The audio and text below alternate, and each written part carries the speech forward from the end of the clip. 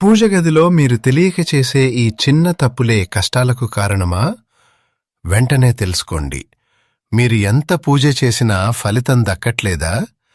ఎంత భక్తితో తలిచినా ఆశించిన ఫలితం దక్కకపోగా, కష్టాలు తీరకపోగా కొత్త సమస్యలు చుట్టుముడుతున్నాయా? అసలు ఎప్పుడైనా ఆలోచించారా? మనం చేసే పూజలో లోపం ఉందా? లేక మనం దేవుడిని కొలిచే విధానంలోనే ఏదైనా పొరపాటు జరుగుతుందా అని? మనం ఎంత నైవేద్యం పెట్టాం, ఎన్ని గంటలు దీపం వెలిగించాం అన్నది మాత్రమే కాదు, ఆ దేవుడి పటాలు ఇంట్లో ఎలా పెట్టాం, ఏ దిశలో పెట్టాం, ఏ రూపంలో ఉన్న దేవుడిని పూజిస్తున్నాం అన్నది కూడా మన తలరాతను మారుస్తుంది. మన ఇంట్లో ఉండే దేవుడి గది కేవలం ఒక గది మాత్రమే కాదు, అది మన ఇంటికి గుండెలాంటిది. ఆ గుండె లయ తప్పితే శరీరం ఎలా రోగాల పాలవుతుందో, దేవుడి గదిలో వాస్తు దోషాలుంటే ఆ ఇల్లు కూడా అలాగే సమస్యల సుడిగుండల్లో చిక్కుకుంటుంది. చాలామందికి తెలియక చేసే చిన్న చిన్న తప్పులే పెద్ద పెద్ద అనర్థాలకు దారితీస్తాయి. ఇప్పుడు మనం ఈ వీడియోలో తెలుసుకుందాం మన పూర్వీకులు ఆచరించి చెప్పిన ఆ పరమ సత్యాల గురించి, దేవుడి ఫోటోల అమరికలో పాటించాల్సిన వాస్తు రహస్యాల గురించి. ముందుగా మనం తరచుగా చేసే ఒక పెద్ద తప్పు భగ్నమైన విగ్రహాలను లేదా చిరిగిన ఫోటోలను ఇంట్లో ఉంచడం. మీ పూజా మందిరంలో ఉన్న విగ్రహాలు ఎక్కడైనా పగిలిపోయాయా? ఫోటోల అద్దాలు పగిలి ఉన్నాయా? లేదంటే ఫోటోలోని రంగులు వెలసిపోయి దేవుడి ముఖం స్పష్టంగా కనిపించటం లేదా అని గమనించండి. చాలామందికి సెంటిమెంట్ ఉంటుంది, ఇది మా తాతగారి కాలం నాటిదని. కాని శాస్త్రం ప్రకారం భగ్నమైన విగ్రహం ఇంట్లో ఉండటం అంటే సాక్షాత్తు దారిద్ర్యాన్ని ఆహ్వానించడమే. విగ్రహం దెబ్బతింటే ప్రతికూల శక్తిని విడుదల చేస్తుంది. అలాగే పూజ చేసే సమయంలో మన దృష్టి దైవం మీద నిలవదు. ఎంతటి ప్రాచీనమైన విగ్రహమైనా సరే అది ఖండితమైతే వెంటనే నిమజ్జనం చెయ్యాలి. దేవాలయాల్లో ఉగ్రరూపంలో ఉన్న దేవుళ్లను పూజించినా పర్వాలేదు, కాని ఇంట్లో ఎప్పుడూ కూడా సౌమ్య రూపంలో ఉన్న దేవుడి పటాలను మాత్రమే పెట్టుకోవాలి. శ్రీ కనకదుర్గమ్మ తల్లి ఆశీసులతో జ్యోతిష్యం చెప్పగలరు అమ్మవారి ఉపాసకులు రామచంద్ర సిద్ధాంతి గారు.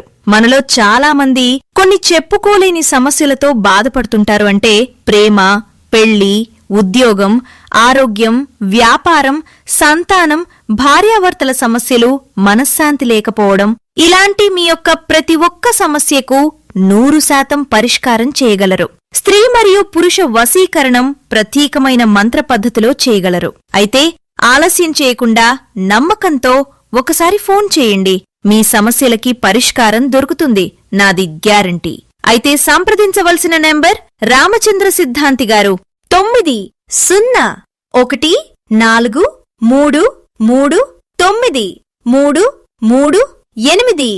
ఉదాహరణకు హిరణ్యకశిపుడిని సంహరిస్తున్న ఉగ్ర నరసింహస్వామి ఫోటో, లేదా మహిషాసుర మర్దినిగా రాక్షసుడిని చంపుతున్న దుర్గాదేవి ఫోటోలు, నోటి నుండి రక్తం కారుతున్న కాళికదేవి ఉగ్ర రూపాలు ఇంట్లో అస్సలు ఉండకూడదు. వాటి వల్ల తెలియకుండానే కుటుంబ సభ్యుల మధ్య ఆవేశాలు, గొడవలు పెరుగుతాయి. లక్ష్మీ నరసింహస్వామిగా అమ్మవారితో కలిసి శాంతించి ఉన్న ఫోటోను లేదా యోగముద్రలో ఉన్న యోగ నరసింహస్వామి ఫోటోను మాత్రమే పూజగదిలో ఉంచాలి. అమ్మవారిని లలితాదేవిగా, రాజరాజేశ్వరిగా లేదా అన్నపూర్ణదేవిగా ప్రసన్న వదనంతో ఉన్న రూపంలోనే ఆరాధించాలి. కళాకారులకు నటరాజస్వామి ఇష్టదైవం కావచ్చు, కాని గృహస్థులకు ప్రళయతాండవానికి సంకేతమైన నటరాజ విగ్రహం అంత శ్రేయస్కరం కాదు. ఎందుకంటే మన ఇంటికి కావలసింది స్థిరత్వం, నిశ్చలమైన మనస్సు. లక్ష్మీదేవి ఫోటో విషయంలో కూడా చాలా జాగ్రత్తగా ఉండాలి. నిలబడి ఉన్న ఫోటోను మనం ఇంట్లో పెట్టుకుంటే ఆమె మన ఇంట్లో నుంచి వెళ్ళిపోవటానికి సిద్ధంగా ఉన్నట్టు అర్థం. అందుకే తామర పువ్వులో స్థిరంగా కూర్చుని ఉన్న గజలక్ష్మీ ఫోటోనే తెచ్చుకోవాలి. వాస్తు ప్రకారం ఇంట్లో ఒకే దేవుడి విగ్రహాలు 3 ఉండకూడదు. ముఖ్యంగా వినాయకుడి విగ్రహాలు 3 ఉంటే ఆటంకాలు కలుగుతాయి. అలాగే ఇంట్లో పెట్టే విగ్రహం ఎప్పుడూ కూడా మన బొటనవేలు ఎత్తు కంటే ఎక్కువ ఉండకూడదు. అంతకంటే పెద్ద విగ్రహాలుంటే వాటికి నిత్యం గుడిలోలాగా నైవేద్యం, అభిషేకం చాలా నిష్టగా చేయాలి. చిన్న విగ్రహాలను, ఫోటోలను పెట్టుకోవడమే క్షేమం. వాటిని మనం ప్రేమగా, సులభంగా పూజించుకోవచ్చు. లోహపు విగ్రహాలైతే నల్లబడిపోకుండా మెరుగుపెడుతూ ఉండాలి. చిన్న స్ఫటికలింగం లేదా బాణలింగం ఇంట్లో ఉండటం చాలా మంచిది. కానీ ఖచ్చితంగా ప్రతిరోజు నీటితోనైనా అభిషేకం చేయాలి. శివలింగాన్ని ఎప్పుడూ తులసి మొక్క ఉన్న కుండీలో పెట్టకూడదు. చనిపోయిన మన పెద్దవారి ఫోటోలను దేవుడి పక్కన పెట్టి పూజించటం వల్ల దైవశక్తికి ఆటంకం కలుగుతుంది. వారిని దక్షిణం గోడకు తగిలించి పూజించవచ్చు. మెట్ల కింద, బాత్రూం గోడకు ఆనుకుని ఉన్న గోడకు దేవుడి ఫోటోలు పెట్టటం చాలా పెద్ద వాస్తు దోషం. వంటగదిలో కూడా దేవుడి పటాలు పెట్టటం సరైన పద్ధతి కాదు. ముఖ్యంగా మాంసాహారం వండే ఇళ్లలో అయితే అది మహాపాపం. తప్పనిసరి పరిస్థితుల్లో పెట్టుకోవాల్సి వస్తే ఒక చిన్న తలుపు లాంటిది లేదా పరద అయినా ఏర్పాటు చేయండి. పడక గదిలో దేవుడి పటాలు ఉండటం వాస్తు రీత్యా మరియు ఆధ్యాత్మిక రీత్యా కూడా మంచిది కాదు. ఎందుకంటే పడక గది అనేది విశ్రాంతికి సంబంధించిన ప్రదేశం. అక్కడ రజోగుణం, తమోగుణం ఎక్కువగా ఉంటాయి. దేవుడి గది ఎప్పుడూ ఈశాన్య మూల ఉంటే చాలా శ్రేష్టం. మనం పూజ చేసేటప్పుడు మన ముఖం తూర్పు వైపు లేదా ఉత్తరం వైపు ఉండేలా చూసుకోవాలి. దేవుడి గదిలో ప్రశాంతమైన, కంటికి ఇంపైన వెలుతురు ఉండాలి. రంగురంగుల లైట్లు వద్దు. విగ్రహాల అమరిక విషయానికి వస్తే దేవుడి పీకానికి ఎడమవైపున అమ్మవారి స్వరూపాలు, కుడివైపున పురుష దైవాల స్వరూపాలు ఉంచటం మంచిది. దేవుళ్ల పటాలు ఎదురెదురుగా పెట్టకూడదు. వాటి చూపు ఎప్పుడూ మనమీద పడాలి తప్ప ఒకరి మీద ఒకరు పడకూడదు. గురువుల ఫోటోలను సాక్షాత్తు దేవుడి పటం కంటే ఎత్తులో ఉండకూడదు. దేవుడి ఫోటోలకు కాస్త కింద లేదా పక్కన ప్రత్యేకంగా పెట్టడం మంచిది. వాడిపోయిన పువ్వులు, ఎండిపోయిన ఆకులు శవంతో సమానం. పూజ అయిపోయిన మరుసటి రోజు ఉదయాన్నే ఆ నిర్మాల్యాన్ని తీసేయాలి.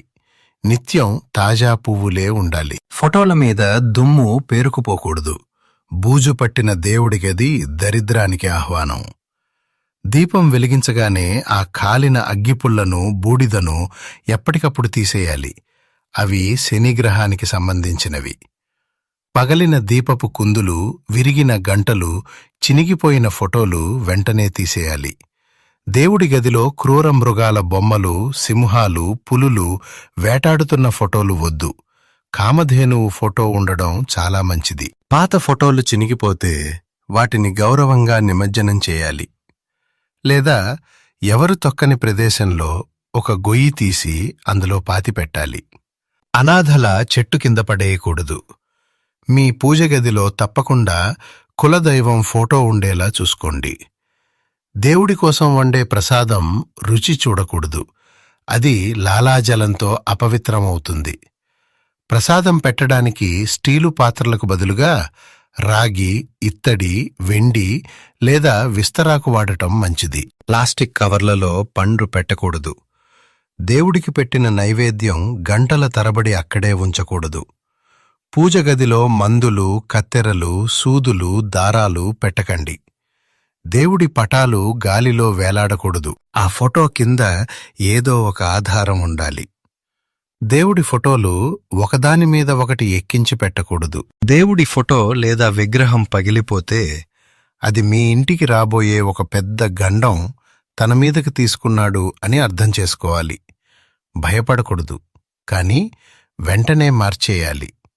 ఫోటోల వెనుక బల్లిగుడ్లు, సాలెగూళ్ళు లేకుండా అమావాస్యకో, పౌర్ణమికో ఒకసారి శుభ్రం చేసుకోవాలి. దేవుడి గదికి ఖచ్చితంగా 2 తలుపులు లేదా కనీసం ఒక పరదా అయినా ఉండాలి. రాత్రి పడుకునే ముందు, గ్రహణం సమయంలో, ఇంట్లో అశుభం జరిగినప్పుడు దేవుడి గది తలుపులు మూసి ఉంచాలి. దేవుడి గదిని స్టోర్ రూమ్ లాగా మార్చకండి. పాత సామాన్లు తీసేసి ఖాళీగా ఉంచితేనే దైవశక్తి సంచరిస్తుంది. పాత క్యాలెండర్లు ఇంట్లో ఉంచుకోకండి. దేవుడి ముందు ఎప్పుడూ కూడా 2 వత్తులు కలిపి ఒక వత్తిగా చేసి వెలిగించాలి. ఏకవత్తి దీపం వద్దు. నువ్వుల నూనె, ఆవు నెయ్యి లేదా కొబ్బరి నూనె మాత్రమే వాడండి. వేరుశనగ నూనె వద్దు.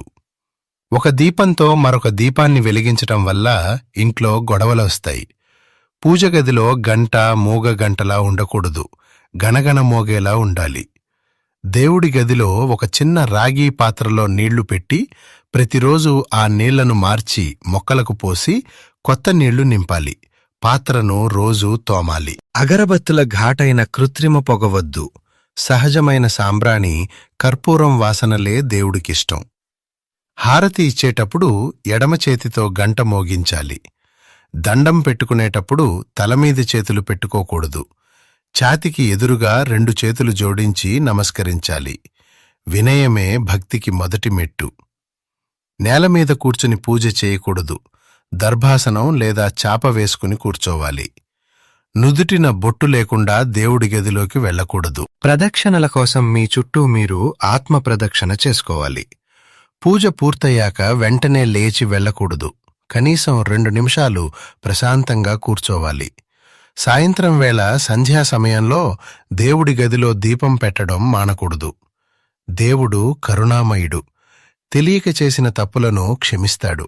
కాని తెలిసి తప్పు చేయడం మాత్రం దోషం. ఇన్నాళ్లు తెలియక ఏదైనా తప్పులు చేసి ఉంటే దేవుడి ముందు మనస్ఫూర్తిగా క్షమాపణ కోరుకుని ఆ తప్పులను సరిదిద్దుకోండి. అప్పుడే మనం చేసే పూజకు పరిపూర్ణ ఫలితం దక్కుతుంది. మీ దేవుడి గదిలో ఈ చిన్న మార్పులు చేసి చూడండి. గొడవలు తగ్గుతాయి, మనశ్శాంతి దొరుకుతుంది. నమ్మకంతో ఆచరించండి, ఫలితం ఖచ్చితంగా ఉంటుంది. ఈ వీడియోలో చెప్పిన విషయాలు మీకు నిజంగా ఉపయోగపడతాయని నమ్ముతున్నాను. ఇవి మన ఋషులు, పెద్దలు అనుభవించి చెప్పిన సత్యాలు. వీటిని నమ్మకంతో ఆచరించండి.